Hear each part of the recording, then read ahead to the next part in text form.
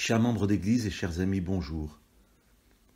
Au cœur de la nuit, au cœur des ténèbres, au cœur de la souffrance, au cœur de l'épreuve, suis-je capable d'un temps d'adoration et d'un temps de louange à Dieu?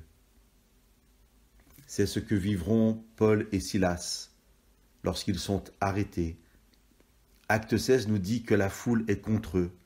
On les arrête, on arrache leurs vêtements, on les frappe à coups de bâton, on les jette en prison où ils sont surveillés et on met des entraves à leurs pieds. Mais au cœur de ce temps de souffrance et d'épreuve, le verset 25 de Acte 16 nous dit « Vers le milieu de la nuit, Paul et Silas priaient et chantaient les louanges de Dieu. » Suis-je capable, au cœur de l'épreuve et de la souffrance, de comprendre que Dieu ne m'a pas abandonné? Ce n'est pas parce que je vis l'épreuve que Dieu me punit ou que Dieu m'abandonne.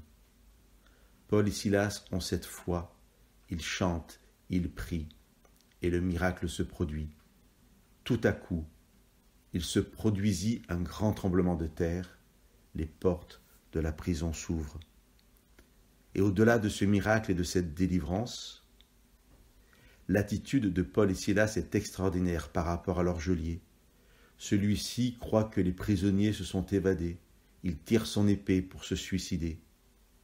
Mais nous pouvons lire au verset 28, « Paul cria, ne te fais pas de mal. » Quel beau texte, quel bel enseignement.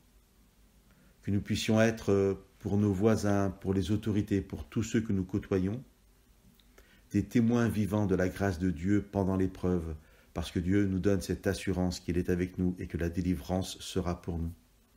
Mais aussi après l'épreuve, quelle sera notre attitude, notre regard sur l'autre, sur le voisin ou sur l'autorité qui aura eu tel ou tel comportement.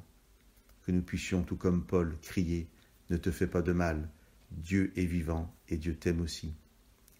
Soyez bénis, frères et sœurs.